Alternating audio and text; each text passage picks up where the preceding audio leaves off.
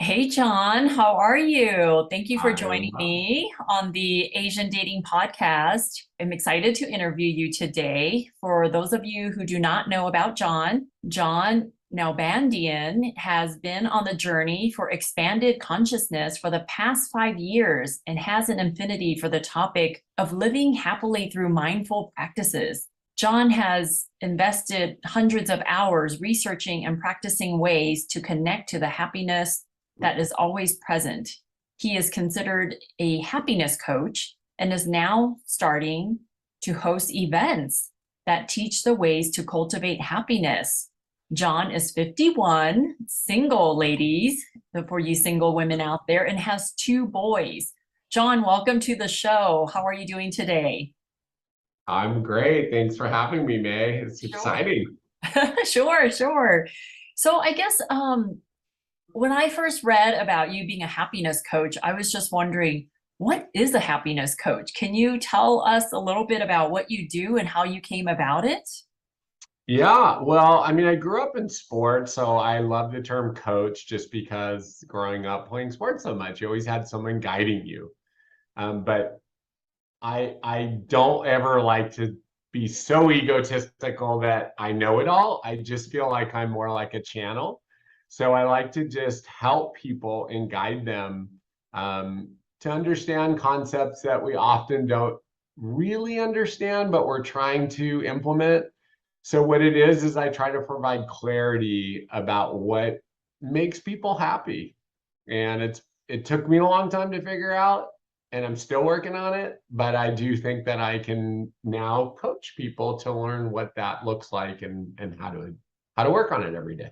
So how did you become a happiness coach? Like what kind of research did you do or what did you prepare to start your program and how did you get to your spot where you're at today? Well, the impetus, like I think anything when when you really decide to grow and change who you are and become that better version or the best version of yourself, usually it's trauma. So I went through, a divorce, and that led to that looking within how to be better. And I just started diving into materials from just the spiritual side, meditation. Um, and I ended up reading at least six of probably the most prominent books in happiness that are very well known. And I'm a big person and I like to have research. I'm a data guy, but I also have learned that science really helps support spirituality and they go hand in hand. And so I think it's a combination of both, where sometimes you only get the science and sometimes you only get spiritual. And I think people want the whole package now. Right, And so right. that's what I'm trying to do. I'm just trying to be more of a channel or a guide and provide people with some tools. Okay. So speaking of those tools, what are they? What are some of those tools that people can use to help them move forward and get through maybe a breakup or some traumatic experience or death in the family or friends?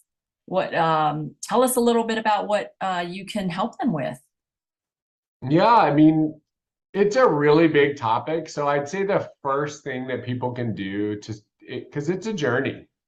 And the first thing is really understanding that happiness is something that the individual controls. It's something you create or connect with.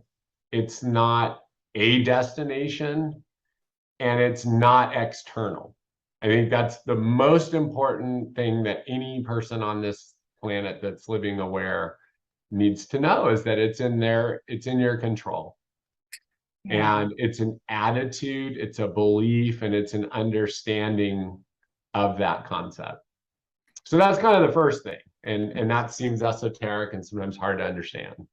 It's kind of like when you wake up in the morning, you decide to be in a good mood and you decide to be happy, and then you just switch on a switch and then you just go for it and you decide, oh, you know what, I'm going to have a great day today. And things happen that you will have a great day today. So I totally get what you're saying. It's not when I get this new job, I'm going to be happy. When I buy this new car, I'm going to be happy. When I have a date for prom, I'm going to be happy. When I find a husband, I'm going to be happy. Like you really can't count on external factors like that to make yourself happy, because as soon as you get that, something else is going to trigger you to say, well, what else do I need to be happy? Like if you're not happy with yourself, and it sounds so cliche, but it's really true. Like you really have to be happy with yourself to be content, right?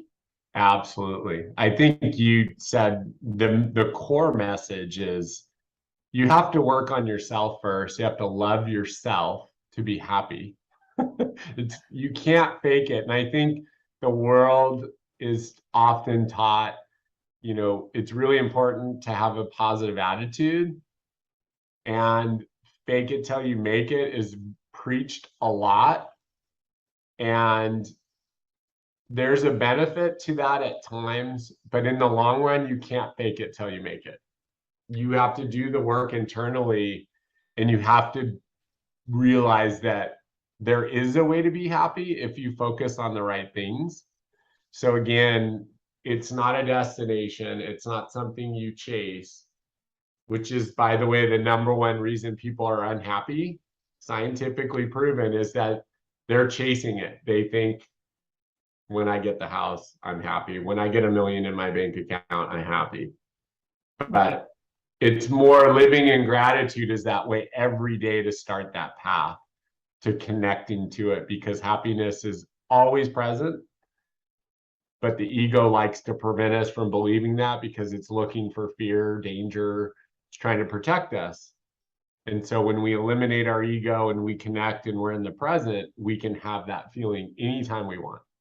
So can you tell if someone is not happy or depressed, or feel like, oh, you need my course, or you need to read a book on happiness? Can you tell, like your coworkers or your friends or family? I mean, Absolutely. I mean, that's what I think I've fine-tuned, because I didn't understand it in the past, and I always thought I was happy because I faked it a lot. Like I didn't even know I was faking it.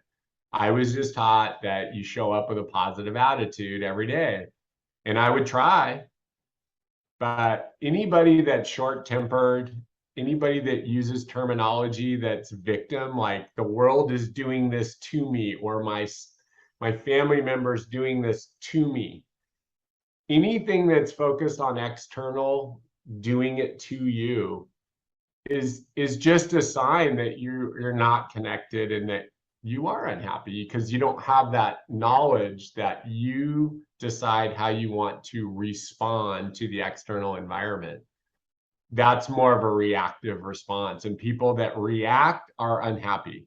I mean, right. that's what the science shows, because you're giving up your power. Of course you feel unhappy. You don't feel in control. You don't feel empowered. You you feel less than. So that's where I say, yeah, the absolute first step is realizing your own power.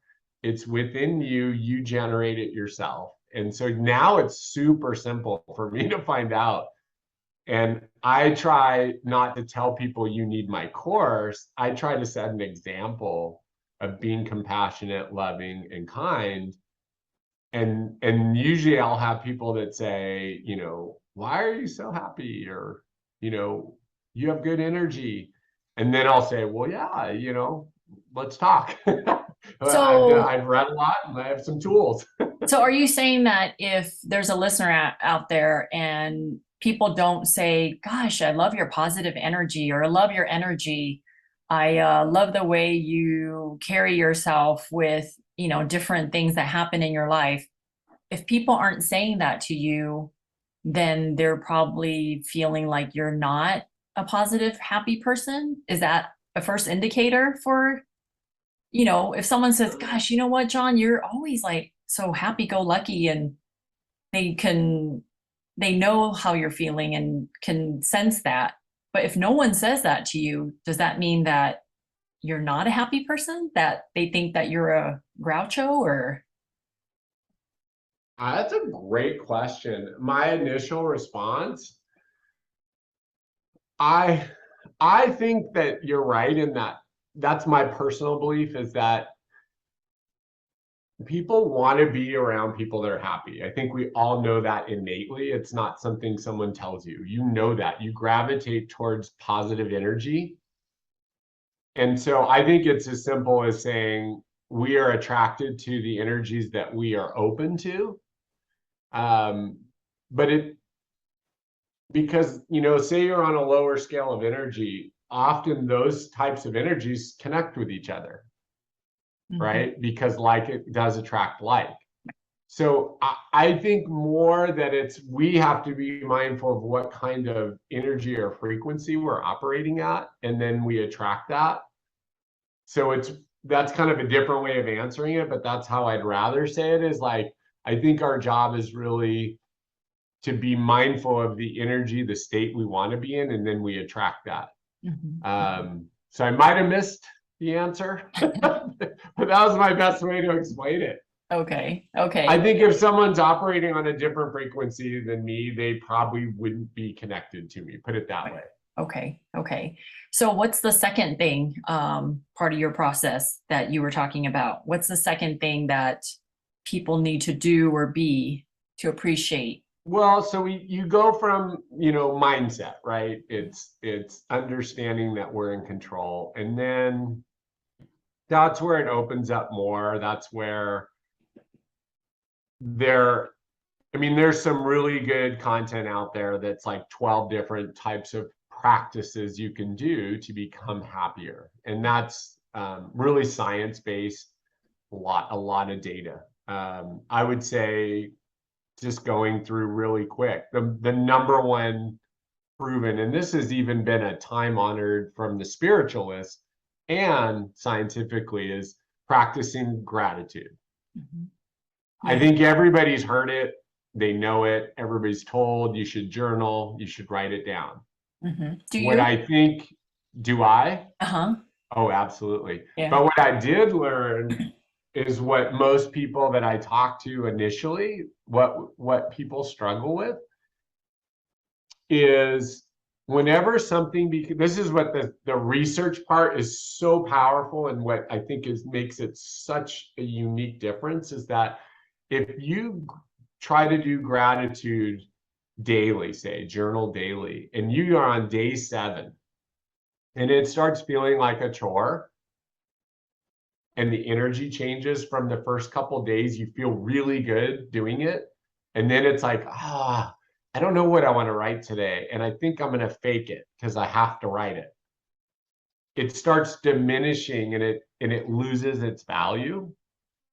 And so a lot of times people start on that path and they get off it, right? Because the energy changes.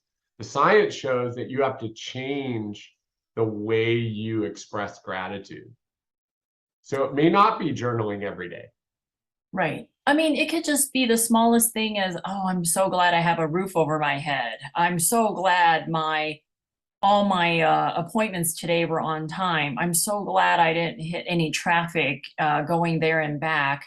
I mean, so many little things. And you know what? I didn't take on gratitude journaling until 2 years ago, to be honest, when I was going through my health situation from my recurrence from breast cancer. And I was not a big foo-foo person at all. Like, I was not into meditation or journaling, saying gratitude before I go to bed every night or any of that stuff. But that's actually helped carry me through my, my 20 plus months of healing.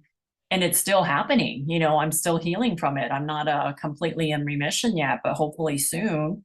But it's just writing things down, little things like, I'm so glad my dog's behaving today. I'm so glad I found a dog sitter over the weekend when it was so tough during, holiday time to get one. Or just the simplest things is, I'm so glad my mother-in-law cooked this meal for my husband so I don't have to spend 2 hours cooking for him today. Like, I just gained 2 hours back, that kind of stuff. So I get it.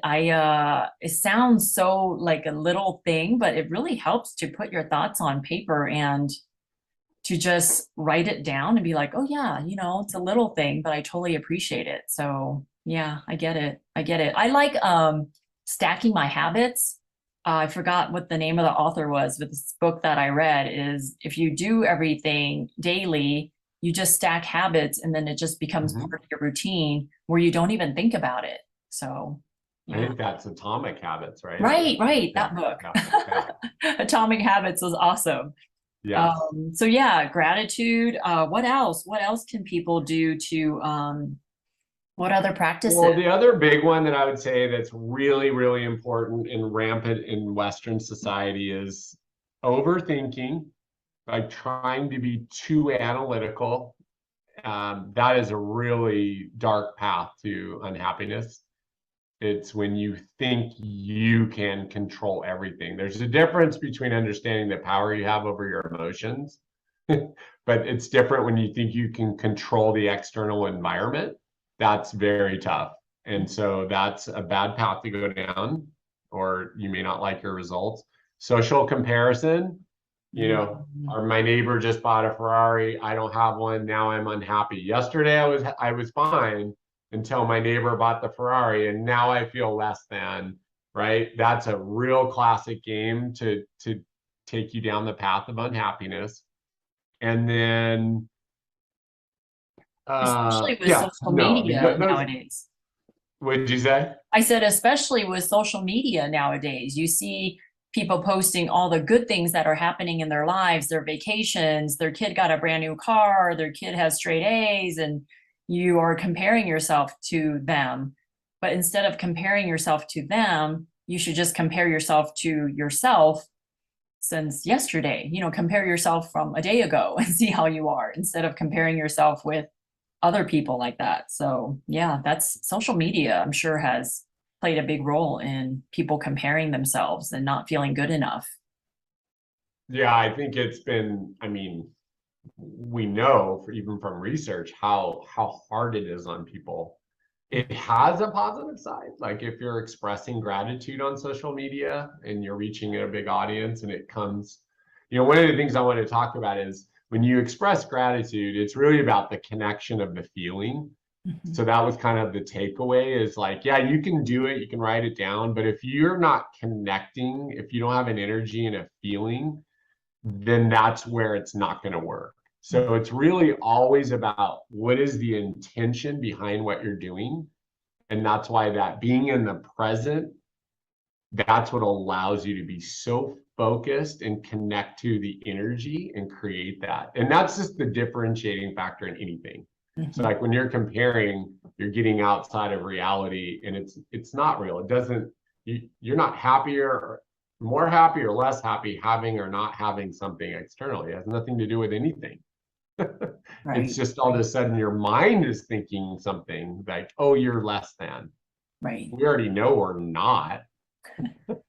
Well, how does all this relate to dating? I mean, I guess people can tell if you're a happy, positive person or not. I see people write on dating profiles that who they wish to meet, they want to meet someone positive and always looking on the bright side of things or glasses half full. Um, I mean, I guess if you're a positive person, you don't want to date a negative person, right? And then if you're a negative person, you attract a negative person because you're both complaining about stuff. So I can see how that works. But yeah, like, how do you know if that person is a positive person who's sitting in front of you on a date? I think it's an amazing question. I hear that all the time now. Um, and again, I am not, and I can't say they have the answers for everything. My personal belief, and based off what I've read, it's really the energy. I think words are really important. When you start hearing words that the world is doing something to that person in a conversation, it's a sign of unhappiness. Oh, when it's playing a role of a victim. Mhm. Victims are not happy people.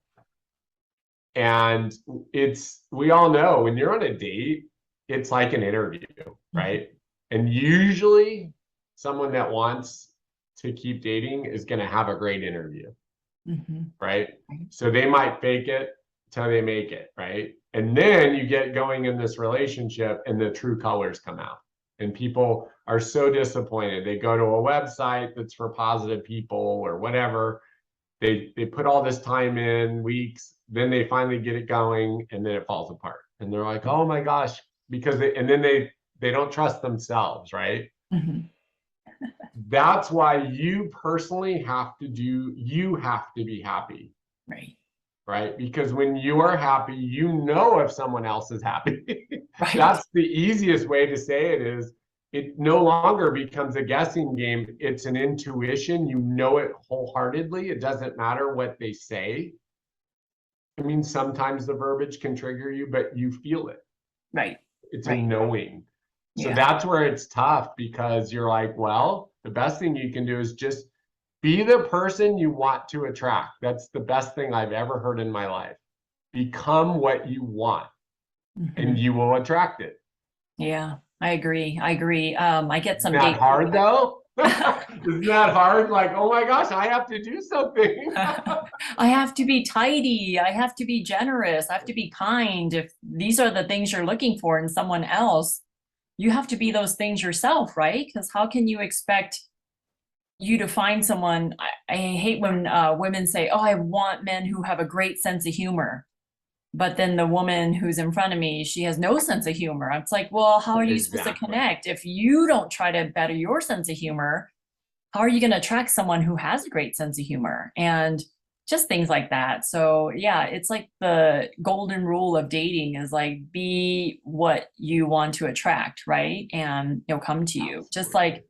there's no reason why someone always finds offense to something. Like you're always offended about something. It's like, oh my gosh, you're always complaining about something. So that's not a way to attract positive people in your life. So what are some Yeah, other there's practices? a cute quote I read that was happy people, there's only, one answer to happiness. Like they just are happy, you know. But unhappy people find all the reasons why they're unhappy. It's different for every person. Yeah. So it's more like happiness is a universal thing we all have. Unhappiness is our ego, everybody's preference. Oh, I don't like this or this, So it's really funny. The paths are So it's kind of a funny game we're playing. do you find more women are pursuing these happiness programs or men are? Like, is it traditionally more women are into therapy and self-improvement? Are there more female happiness coaches out there than male happiness coaches? So it's funny. I mean, like when you read, since there's not, I would say, enough of a, what do you call it, sample size, I don't think it would be good enough to quantify if it's male or female. Mhm. I do think more people pursuing happiness, um, just in the realm I'm in, is female. Mhm. But I'm seeing it grow with men. Yeah. I'm seeing the movement now, and I'm seeing men that are breaking away from let's say traditional masculine energy, what Mhm. they're taught they're supposed to be, which is a whole other topic. But I would say that we all have feminine and masculine energy, and they're not right or wrong. They just are. And we Right. need both, and we need to understand the value of both of them. Mhm. And I see that's what's happening in the world is that we're moving away from labels and we're starting to just connect with what works for our own happiness Mhm. and for ourselves. And that's what that's where I see the big shift happening. That's good. That's good. Yeah. And it's neat to see men really, becoming more open and more expressive. Mhm. So So how has this changed your life in your work, your personal, your relationship with your sons? Just be more aware to be happy. How mhm. has that changed your life in your day-to-day interactions with people? It's almost indescribable Hmm. the difference. Because like I said, I thought I was a pretty happy person. And if you talk to my friends 5 years ago versus today, they would still say I've always smiled, and then they would say I'm a kind person. Hmm. but they can describe the energy difference. And I would say the love that I emit, because I love people on a different scale now. And when I say love, I don't mean romantically. I mean it's a conscious love. It's has nothing to do with me having a physical relationship.